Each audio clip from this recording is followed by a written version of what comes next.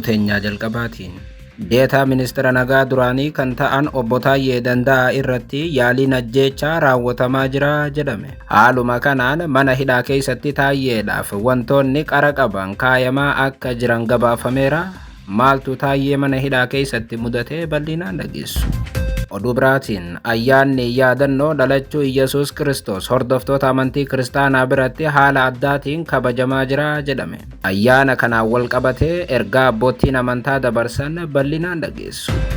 Oduu itti aanuun haleellaa konkolaataa uummataa irratti raawwatame namoonni kaan miidhamanii kaan isaanii ukkaanfamuun fudhatamuun dhaga'ame. Dhabamuu olaantummaa seeraa hordofee daandii gubbaatti ajjeechaaf akkasumas ammoo butiinsi itti fufeera. Gabaasa guutuu qabna. Oduu teenyaa xumuraatiin immoo daawwannaa seena qabeessaaf Somaaliilaandi kan turan ministeerri dhimma alaa Israa'el dubbiin Falasxiinitti qoosan Somaaliilaandi keessatti dheekkamsa cimaa kaase. Falasxiin biyya hin jirree fi Somaaliilaandi waliin wal fakkeessuun fudhatama hin qabu jedhan Geediyoon Sa'ar. Dubbiin qondaala Israa'el akkamiin Somaalota mufachiisee gabaasa bal'aa dhageessu akkam jirtu daawwattootaaf hordoftootaan olee Global Media. Oduuf odeeffannoo teenya guyyaa irraa tokko jennee jalqabneeti jirra. Odeeffannoo teenya ijoo isaan madhageessan guutuu isaa isin biraan geenya. Haga xumuraa sagantaa keenyaatti dhaggeeffachuun yaada qabdan gara koomentiitiin nuuf barreessaa. Viidiyoon keenya namoota baay'ee biraa akka dhaqqabuuf immoo laayik, sheer, sabskiraayib godhuun dagatinaa isiniin jenna. Kallattumaaniin gara gabaasa bal'aatti isin qajeelcha.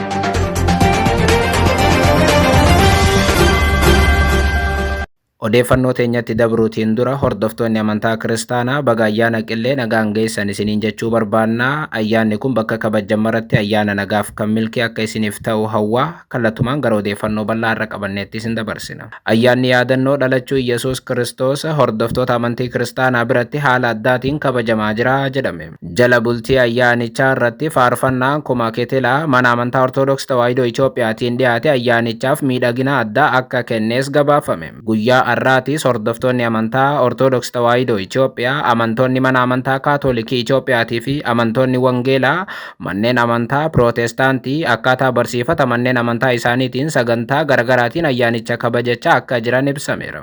Hariiroo hawaasummaa jabeessuu fi kennaadhaan kan beekamu ayyaana kana sadarkaa addunyaatti Itoophiyaa dabalatee biyyoonni akka Raashiyaa, Saarbiyaa, Joorjiyaa fi Ijipti warroota har'a guyyaa kana kabajan keessaati.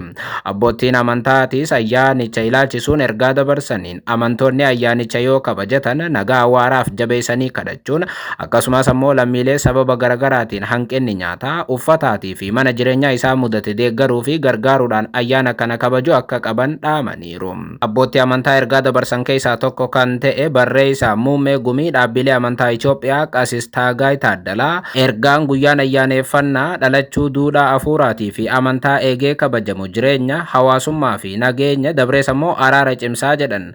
Akka ibsa isaaniitti ayyaanni dhalachuu cubbuu namootaa haquudhaaf dhalachuu Yesuusiin araarri waaqaa fi dhala namaa jidduutti akka bu'u ta'eeraa jedhan. Dhalli namaatis araara ta'eef irraa ka'uudhaan araara walii taasisuun nageenya hunduma cimsuu akka qaban ibsaniiru. Gama biraatiin pirezidaantii gamtaa waldaalee kiristaanaa warra Wangeelaa Itoophiyaa kan ta'an Paaster Tsaadiquu Abdoo guyyaa ayyaana dhalachuu Iyyasuus Kiristoos gammachuu fi nagaatu labsamee jedhan. Har'aas gammachuu fi nagaa labsuudhaan ayyaanichi waan kabajamuuf duudhaalee hafuuraatii fi hawaasummaa cimsuun waloomina mirkaneessuu keessatti ergaan ayyaanichaa gumaacha olaanaa akka qabu hubachiisaniiru. Gama biraatiin barreessaan kaawunsilii waldaalee kiristaanaa warra Wangeelaa Itoophiyaa luba Darajjee Jambaruu guyyaan dhalachuu Iyyasuus Kiristoos guyyaa araaraa fi gammachuu dhala namaatii jedhan. Hordoftoonni amantichaatis ergaa guyyichaa yaadachuudhaan akka ayyaana kana kabajan ibsaniiru.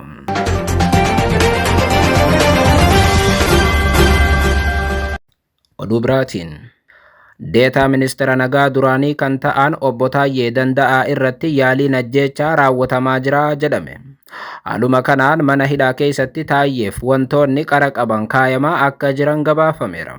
Deetaa ministeera nagaa duraanii kan ta'anii fi sababa tokko malee hidhaatti darbatamuun waggaa 7 kan itti murtaa'e obbo Taayyee Danda'aa mana hidhaa keessatti gidiraa hamaa argaa jiraachuun arra gabaafame. Dhimma kana itti dhiyeenyaan kan hordofu Horn Conversation gabaasa ganama arraa subiidhaan hojjateen Taayyee mana hidhaa Abbaa Saamu'eel naannoo Galaan jirutti hidhamee dararaa argaa jira jedhama. Maddeen maatii wabeeffachuun odeeffannoo nu dhaqqabe jechuun gabaasa kan hojjete Horn jidduu kana taateen hammeenyaan guutame Taayyee irra gahaa tureeraa jechuun tarreesse. Inni jalqabaa muddee 2018 akka lakkoofsa Itoophiyaatti bakka inni hidhamee jirutti yookaan bakka Taayyeen hidhamee jirutti uffata isaa, maallaqa inni of biraa qabuu fi midhaan nyaataa Taayyee jalaa saamamuu ibse gabaasa kanaan. Lammaffaa muddee 23 2018 akka lakkoofsa Itoophiyaatti zoonii afuraffaa inni keessatti hidhamee jiru kutaa shanaffaa keessatti gajaraa gurguddaan qara hamaa qabu 26tu qabamee poolisiidhaaf kennamee jedha Horn. Poolisiin garuu qorannoo tokkollee gochuu dideera jedha gabaasa kana kan hojjete. Sadaffaa muddee 25 2018 akka lakkoofsa Itoophiyaatti bakka Taayyeen ispoortii hojjetaa jirutti dhagaa seeraamikii qara qabu Taayyeetti darbataniiru. Dhagaan sun ammoo Taayyee bira dabree afaa lafa irra afamee jiru yookaan ammoo minxaafii tarsaasuu danda'eeraa jedha gabaasichi. Taateewwan kun akka salphaatti waan ilaalamuu miti jedhu maddeen odeeffannoo miidiyaa kanaaf yaada laatan. Yaalii Taayyee miidhuudhaaf godhamaa jiru ta'uun beekamuu qaba. Jalqabumaa Taayyee miidhuudhaaf jecha zoonii hamaatti isa galchan jechuun namni miidiyaa kanaaf yaada laateef madda odeeffannoo ta'e tokko ibseera. Dhuguma taateen akkasii manneen hidhaa eegumsa qaban keessatti nama siyaasaa kanarra ga'uun isaa Taayyee ajjeesuudhaaf yaalii godhamuudha jedhu namoonni dhimma kanarratti yaada kennaa jiran. Taayyee irratti dararaan gahuu erga jalqabe waggaa 3 guuteera.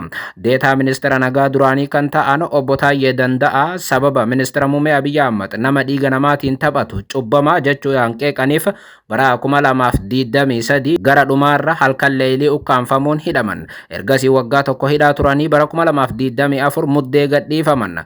Ta'us ammaas irra deebi'iin bara dabre walakkaatti qabamanii to'ataman.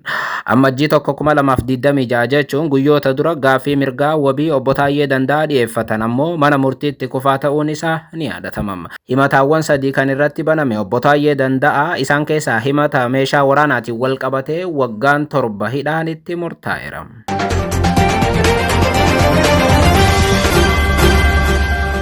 Oduu biraatiin haleellaa konkolaataa uummataa irratti raawwatame namoonni kaan miidhamuu fi kaan isaanii ukkaanfamanii fudhatamuun dhaga'ame. Dhabamuu olaantummaa seeraa hordofee daandii gubbaatti ajjeechaaf butiinsi ammaas itti fufeera jedhameera. Haaluma kanaan konkolaataan deddeebisa uummataa magaalaa Finfinnee irraa ka'ee gara Dabra Maarqos imalaa ture naannoo Oromiyaa godina Shawaa Kaabaatti hidhattootaan haleellaan itti banamuu dhaabbatichi beeksiseera. Bakki haleellaan kun itti baname kunis Alii Dooroo akka jedhamuu fi bakka irra deddeebiidhaan hidhattoonni haleellaa itti bananiidha jedhame. Haleellaa itti baname kanaanis imaltoonni miidhamuu fi 4 uguramuu abbaan qabeenya otoobisii FM Transport jedhamu BBCtti himeera.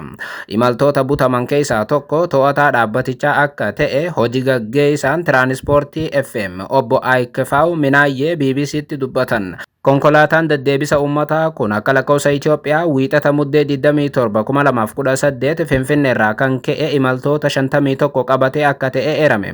Konkolaataan kun barii sa'aatii 10:30tti Finfinneedhaa imala eegalus keellaawwan bakka garagaraatti waan jiraniif kunneenis sa'aatii 12 dura waan banaa hin taaneef atoobisiin kun Alii Dooroo kan dhaqqabe ganama naannoo sa'aatii 3tti akka ta'e himan. Yeroo konkolaataan kun achi gahe haleellaa hidhattoonni bananii gommaaf foddaan isaa rukutamuu ibsan. Haleellaa kanaanis imaltoonni muraasni jedhan miidhaan akka irra ga'e dubbata abbaan qabeenyaa kun. Kanneen rasaasni dhahee miidhaman 3 fi 4 ta'uu jedhan. Obbo Aikfaaw hidhattoonni namoota ugguraman keessaa dubartoota deebisuudhaan dhiirota 4 adda baasanii fudhachuu isaanis dubbatan. Yeroo hidhattoonni haleellaa banan imaltoonni rifatanii kaan isaanii fiiganii fi kan miliqanis akka jiran dubbatu. Yeroo kanatti konkolaattonni duubaan turan yaaddoorraa kan ka'e gara fiichee deebi'uu isaanis dubbatan. Erga haleellaan raawwatee booda humnoonni nageenyaa bakkicha waan dhaqqabaniif haalli tasgabbaa'uu fi imalli danqamee ture ifatti itti fufuu dubbatan. Kanneen yeroo haleellaan raawwate miliqanii turanii fi kanneen uggurarraa gadhiifaman biroo konkolaataa biraatiin gara Dabra Maarqos akka gaggeeffaman ibsan. Hojii gaggeessaan kun imaltoota konkolaataa biraatiin yeroo gaggeessan namoonni 4 achi buuteen dhabamuu isaanii mirkaneessuus dubbataniiru.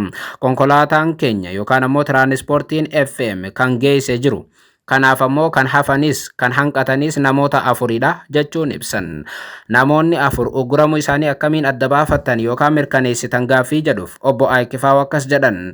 Gara maatii isaaniitti bilbilameera, sirriin eessa jiru kan jedhu garuu hin beekamu ture jechuun dubbatan. Imaltoonni afur harkaa fi miila isaanii irratti miidhaan hamaa hin taane irra ga'ee konkolaataa duubarra ture gara Dabra Maarqoositti akka imalanis hubachiisan. Haleellaa kana abbaa raawwate gaafatamanii abbaan qabeenyaa kun odeeffannoo akka hin qabne dubbatan. Humnoota hin beekamnetu haleellicha raawwate jechuun hubachiisan. Godina Shawaa Kaabaa bakka Alidooroo jedhamee beekamu kanatti haleellaan imaltootarra deddeebi'iin dhaqqabam.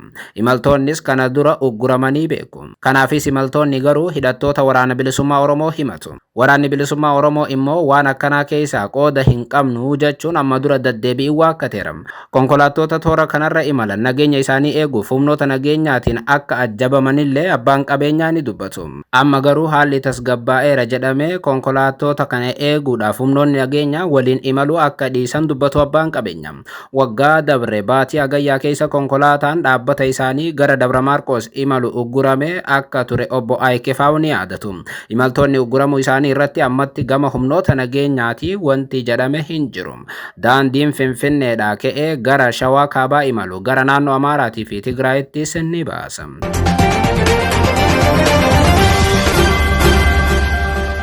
Oduu teenyaa xumuraatiin.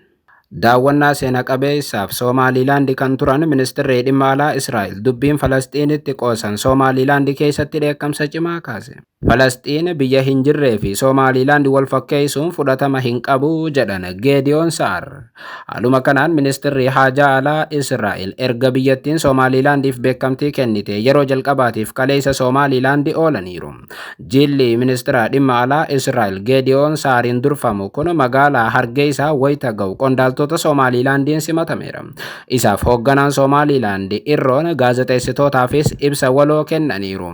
Osoo dubbannu pirezidaantiin Somaaliilaand Irroon hoogganaa biyya tokko waliin haasawa yookaan gaazexeessitootaaf haala sanaan ibsa waloodhaan yoo kennu inni kaleessaa kan jalqabaati.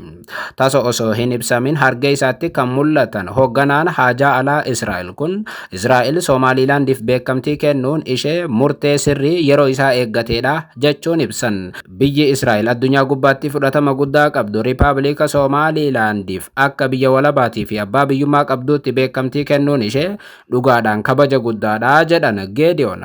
Kun ammoo waan sirriitii fi yeroo isaa eeggateedha jechuun ministeerri haajaa alaa Israa'el kun hubachiisaniiru. Israel is truly honored to be the first UN member state to recognize the Republic of Somaliland as an independent and sovereign state.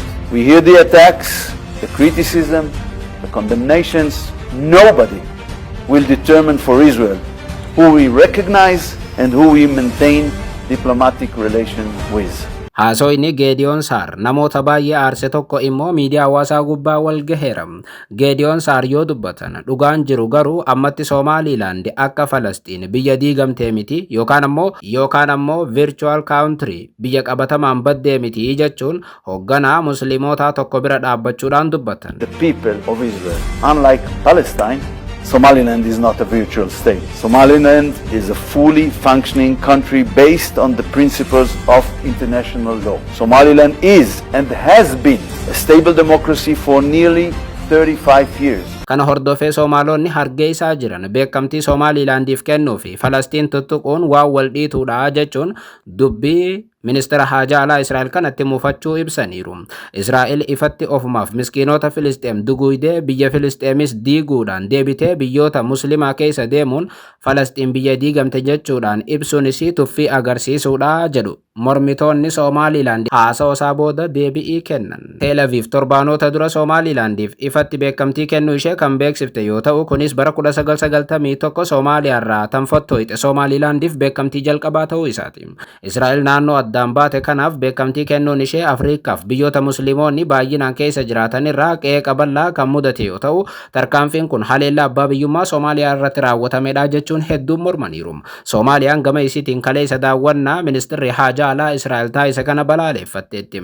Ministeerri dhimma alaa Israa'el magaalaa guddoo naannichaa Hargeysaa keessatti hayyama koo malee seene kan jettu Soomaaliyaan ibsa kaleessa baafteen kun waan fudhatama hin qabnee fi beekamtii hin qabne jechuudhaan jecha cimaan balaaleffatteetti. Ministeerri haajaa alaa Soomaaliyaa ibsa gama miidiyaa hawaasummaa isaatiin maxxanseen daawwannaan akkanaa hayyama mootummaa federaala Soomaaliyaa malee kan godhame waan ta'eef seeraan alaa jedhan.